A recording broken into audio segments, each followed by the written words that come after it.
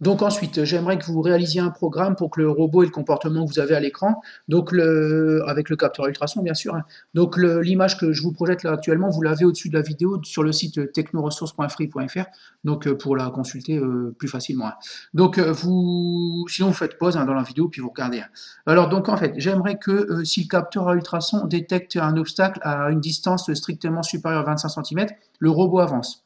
Ensuite, que s'il détecte un obstacle entre 20 et 25 cm, le robot tourne à gauche. S'il détecte un obstacle à une distance inférieure à 15 cm, le robot recule. Et puis s'il détecte un obstacle entre 15 et 19 cm, le robot tourne à droite. Voilà. Donc normalement, dans Mblock, vous en êtes à Mbot Ultrason 3. Donc on le voit ici en haut à gauche, hein. Donc ce programme-là, vous le réenregistrez comme d'habitude. Donc fichier, enregistrer le projet sous. Voilà. Et alors vous devriez normalement être dans votre nom sur serveur 2012. Vous le voyez là. Voilà. Donc là, vous ne changez rien. Vous changez juste le chiffre. Vous l'enlevez, un 3, et vous mettez 4 à la place. Voilà, et vous cliquez sur enregistrer. Voilà. Donc moi, je l'ai enregistré dans le bureau, hein, puisque je ne suis pas au collège, c'est un petit peu différent. Donc vous enregistrez bien dans votre nom sur serveur 2012, hein. Donc on va voir que vous avez enregistré ici dans la Mbot Ultrason 4, voilà. Donc, alors déjà, on va enlever tout ce bloc-là, voilà, ici. Alors vous n'oubliez pas de faire fichier enregistrer le projet de temps en temps quand vous avez déjà enregistré en Mbot Ultrason 4, hein. Vous cliquez juste sur enregistrer le projet, ça suffira, hein. Donc en fait, on va rajouter dans ce bloc ici en dessous les conditions en fait si alors sinon, voilà, ok. Ensuite, on va réajouter encore une fois si alors sinon, voilà. Et puis si alors à l'intérieur ici, voilà.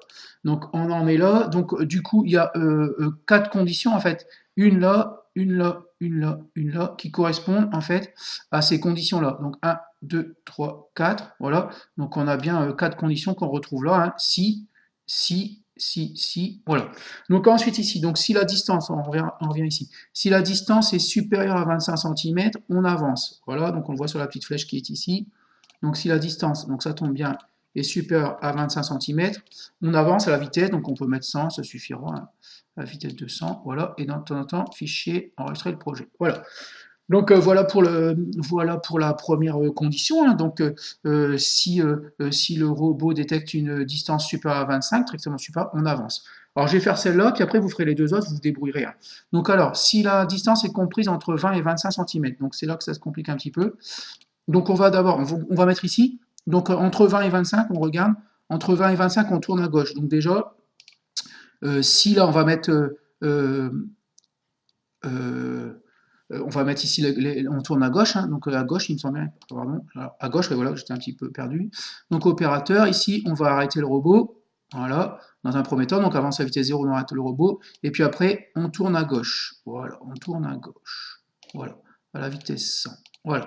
Donc ça, on va mettre la condition, donc on a dit, opérateur, on va mettre un et ici, voilà, ici, d'accord.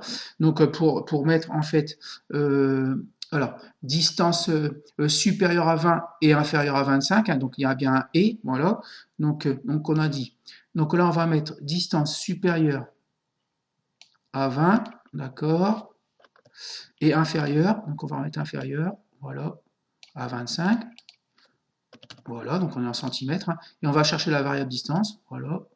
Ok, alors je vais vérifier que je ne me suis pas trompé après, hein. Donc on a dit distance supérieure à 20 et inférieure à 25, d'accord. Donc si distance supérieure à 20 et inférieure à 25, alors on arrête le robot et on tourne à gauche. Donc est-ce que c'est bien ce qu'on a dit? Supérieur à 20 et inférieur à 25, on tourne à gauche. Voilà. Donc voilà pour la condition suivante, hein. Donc on a les deux premières conditions. Si la distance est supérieure à 25, alors on avance. Si elle est comprise entre 20 et 25, alors on tourne à gauche. Voilà, donc on arrête le robot, puis on tourne à gauche ensuite, hein. Donc à vous de faire les deux conditions suivantes ici. Voilà, donc vous retrouvez ici. Donc il vous reste à faire strictement inférieur à 15 cm, on recule, et compris entre 15 et 19 cm, à ce moment-là, on tourne à droite. Voilà, donc vous n'avez plus qu'à terminer le programme, hein. Donc vous n'oubliez pas de faire cliquer enregistrer le projet de temps en temps pour enregistrer le projet par la suite, hein. Donc voilà, maintenant à vous de terminer le programme.